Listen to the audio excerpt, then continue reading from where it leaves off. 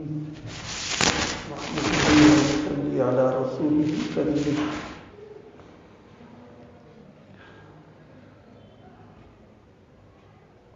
حضرت رحمۃ اللہ علیہ کا کے مجالس ہیں، ایک عنوان ہے قرآن پاک کی عظمت میں بہت کمی ہے۔ قرآن پاک جو ہے اللہ تعالیٰ کا کلام ہے،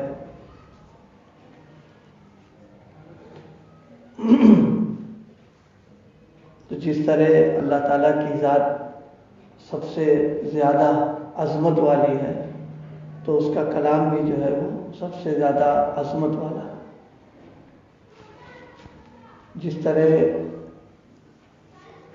دل میں اللہ تعالیٰ کی بڑائی، اللہ تعالیٰ کی عظمت ہے، اسی طرح قرآن پاک کی بھی عظمت اور بڑائی دل میں ہونا، یہ گویا قرآن پاک کا حق ہے۔ عام طور پر قرآن پاک کے سلسلے میں جس طرح اس کا ادب اور احترام اور اس کے حقوق کے سلسلے میں جیسا معاملہ ہونا چاہیے، اس میں کمی ہے، اسی کی طرف حضرت نے توجہ دلائی۔ حضرت رحمۃ اللہ علیہ کی ایک بہرحال امتیازی چیز رہی ہے کہ تجوید کے ساتھ تلاوت کے سلسلے میں حضرت نے جہاں محنت کی اور امت کو توجہ دلائی ہے، وہی قرآن پاک کے آداب اور اس کے احترام کے سلسلے میں عمومی طور پر جو کمیاں تھیں وہ تھوڑی توجہ دلائی۔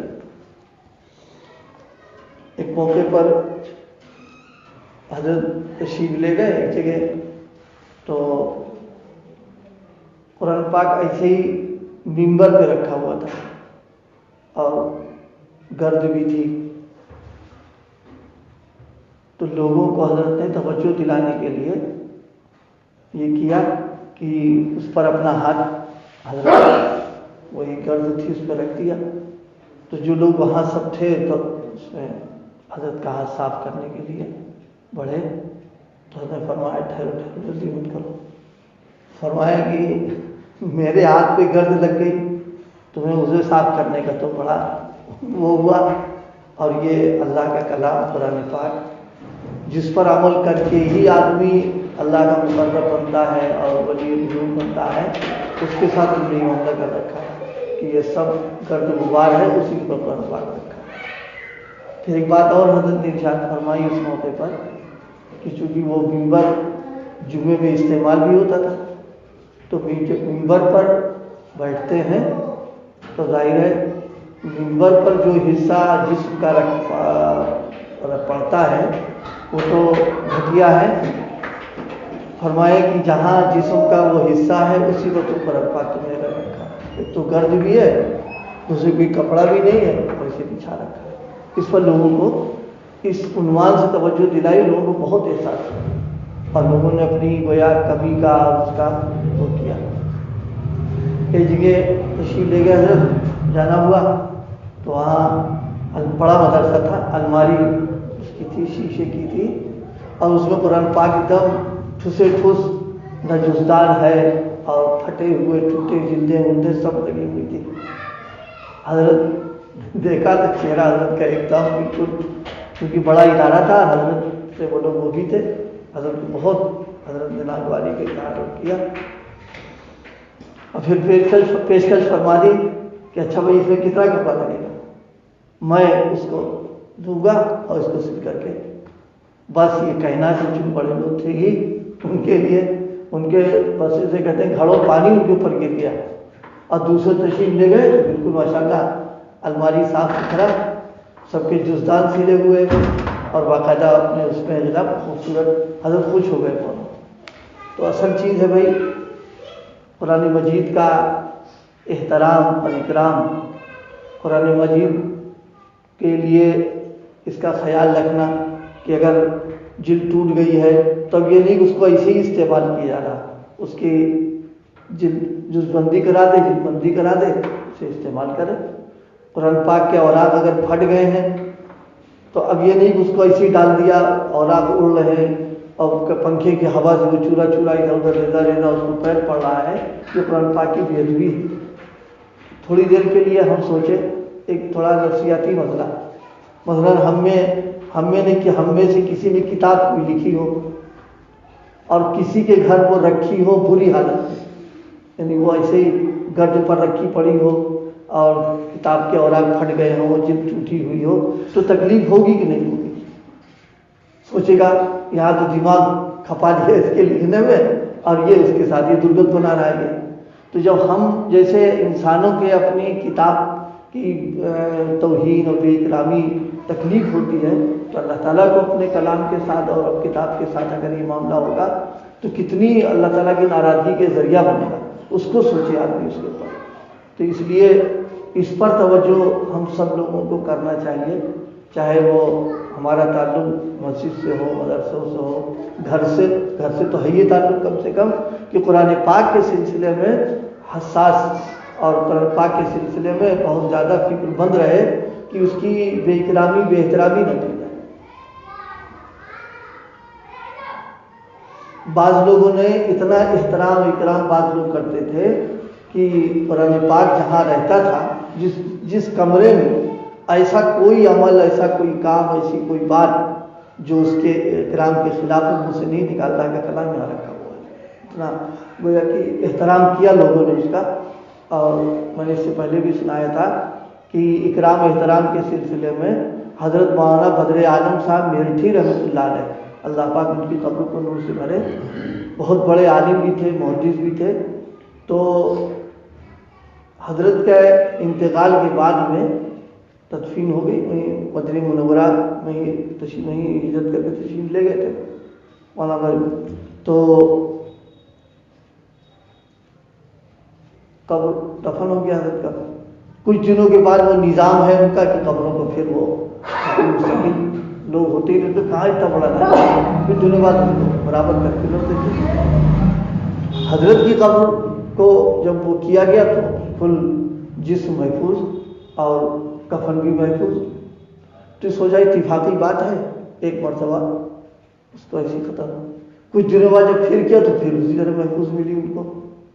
یہ ایک دو مرتبے کے بعد پھر فکر ہوئی کہ یہ کون آدمی ہے، اس طرح کی تو مطلب کوئی ہوتا نہیں۔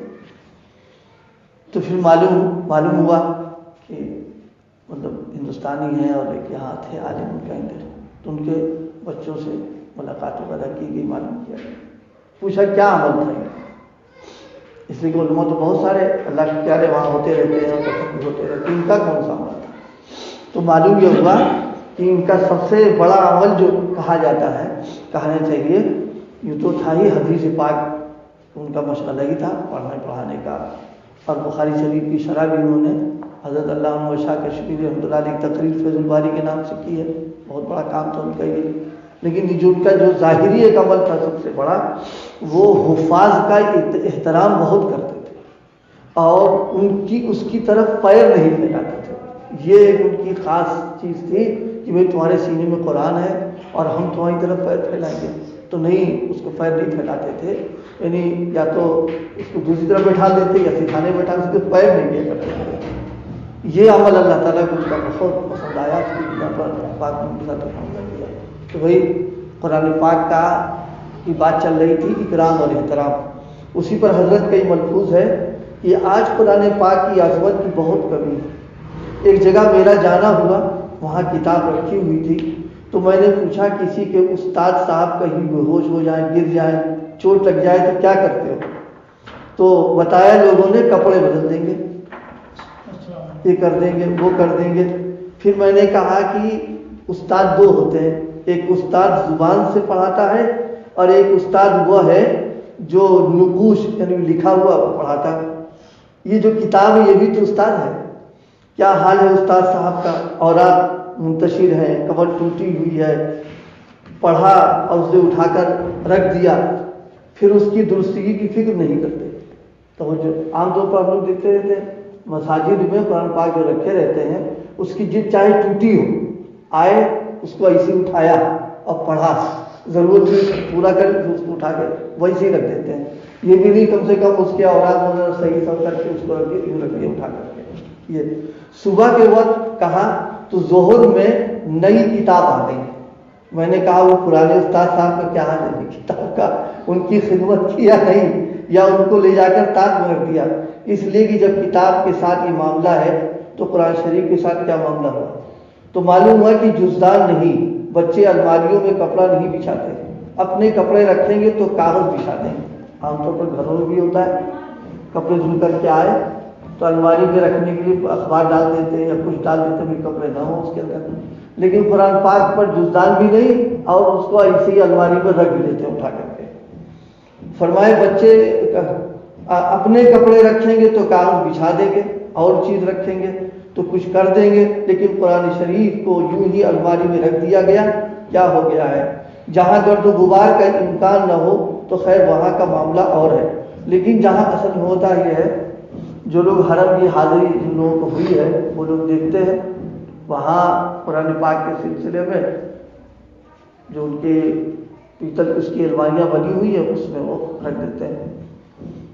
عموماً اس میں خالی الماری میں رکھ دیا جاتا ہے. تو کہتے صاحب وہاں تو اسی رکھا رہتا ہے اور پھر یہاں رکھنے میں کیا ہے کی بات ہے, یہ ساری نقل اتارتے ہیں اور یہ نہیں دیکھتے کہ وہ جو صفائی ستھرائی ان کے یہاں ہوتی ہے روزانہ صبح شام, یعنی قرآن پاک میں باقاعدہ وہ کپڑے سے اس کو صاف کرنا اور ہر نماز کے بعد اس کو ترتیب سے لگا دینا, یہ ایک عمل ہے مستقل ان لوگوں کا. اور پھر باقاعدہ گن کر کے اتنے قرآن پاک یہاں زیادہ ہو اس کو ادھر ادھر کر دینا اور پھر قرآن پاک کچھ دنوں کے بعد نیا لا دے رکھ دینا. یہ نہیں کوئی دیکھتا, صرف یہ دیکھتا ہے کہ وہاں رکھا رہتا ہم بھی رکھنا شروع کر دیں. لیکن ان کا جو انتظام ہے صفائی کا ستھرائی کا, وہاں تو گرد فرش پر بھی نہیں محسوس ہوتی ہے, الماری کی جگہ کیا محسوس ہوگی جا کر کے. تو یہ ان لوگوں کا اگر عمل لینا ہے تو پھر ساری باتیں لے آتے ہیں. یہ نہیں کہ اپنے مطلب کی جو ہوئی وہ تو لے لیا اور بقیہ چھوڑ دیا کہ صاحب وہاں بھی غلاف نہیں جاتا, یہاں بھی غلاف نہیں رکھیں گے. نہیں, وہ غلاف تو نہیں ہے, لیکن جو صفائی کا نظام ان کا بنا ہوا ہے ہر نماز کے بعد مستقل عملہ ہے, آ جاتا ہے فوراً صاف کرنا, قرآن پاک کو قاعدے سے لگا دینا, گننا, تعداد کہیں زیادہ ہو اس کو اٹھا کر کے منتقل کر دینا. وہ اتنی نظر رکھتے ہیں کہ اگر کسی نے اپنی طرف سے وقف کر دیا ہے اور وہاں رکھ دیا اس کو ہٹا دیتے ہیں, وہ لوگ وہاں نہیں رکھتے وہ لوگ ہیں, اس لیے کہ وہ مستقل حکومت کی طرف سے ان کا نظام ہے, دوسری اجازت نہیں ترتیب وہاں پر ہے. تو اتنا سب اہتمام ان کے یہاں ہے, تو اگر کوئی اتنا اہتمام یہاں کر لے, اب وہ تو ممکن ہی نہیں ہمارے یہاں اس طرح کر لینا, تب تو اچھا لگے گا اپنے منہ سے کہتے بھائی ان کی نقل اتار رہے ہیں. لیکن اب یہی ایک کام لے لیا اور بقیہ چھوڑ دیا اٹھا کر کے. اسی پر حضرت نے فرمایا جہاں گرد و غبار ہوتا ہے, جہاں گرد و غبار کا امکان نہ ہو تو خیر وہاں کا معاملہ اور ہے.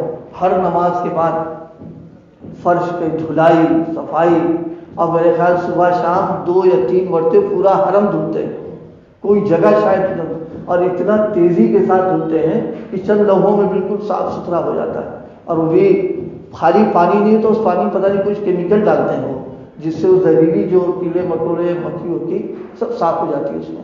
یعنی بالکل گرد کا, اگر آندھی چلے تو شاید اوپر سے آ جائے, مطلب کوئی انسان گرد کا ہی نہیں وہاں پہ. فرمائے کہ لیکن جہاں گرد و غبار ہوتا ہے وہاں بھی یوں ہی رکھ دیا جاتا ہے. جن کی عمریں 40 سال کی ہیں انہوں نے دیکھا ہوگا اپنے بچپن میں کہ کوئی قرآن پاک بغیر جزدان کے نہیں نظر آتا تھا. اب دیکھو جہاں چاہا وہیں رکھ دیا, جس طرح چاہا رکھ دیا اس کو. پہلے اب بھی ہے لوگ, پہلے لوگ زیادہ تھے. قرآن پاک اگر خدا نہ خواستہ گر جاتا تو ایسا احساس ہوتا کہ بہت بڑا جرم کر لیا, اور مولانا سے باقاعدہ مفتی صاحب سے مسئلہ پوچھا گیا کہ کیا کریں اس کے اندر. اب تو خیر لوگ خود ہی مفتی ہو گئے, سب لاکھ گئے, لیکن پہلے کا طریقہ جو تھا قرآن پاک کے سلسلے میں اب بھی ہے لوگ مجھے معلوم کرتے ہیں. یعنی دل میں قرآن پاک کی جو عظمت, بس یہ سوچ لے کہ اللہ کا کلام ہے, اللہ تعالیٰ کی ذات جیسے سب سے زیادہ عظمت والی ہے, قرآن پاک بھی سب سے زیادہ عظمت والا ہے. بس اللہ پاک ہم سب کو قرآن پاک کی عظمت اس کا احترام نصیب فرمائے. سبحان اللہ سبحان اللہ. ابھی قرآن پاک کے ایک بات یاد آ گئی. علامہ سیوطی نے لکھا ہے النظر فیہ عبادت مقصودۃ. تلاوت تو ایک مستقل عمل ہے ہی ہے, قرآن مجید کو دیکھنا فرمانا یہ بھی ایک عبادت ہے جو مقصود عبادت ہے. تو کتنی بڑی چیز ہے. نہیں تلاوت ہو رہی ہے اس کو دیکھتا ہی رہے تو عبادت کا ثواب اس کو ملتا رہے گا باقاعدہ. اللہ پاک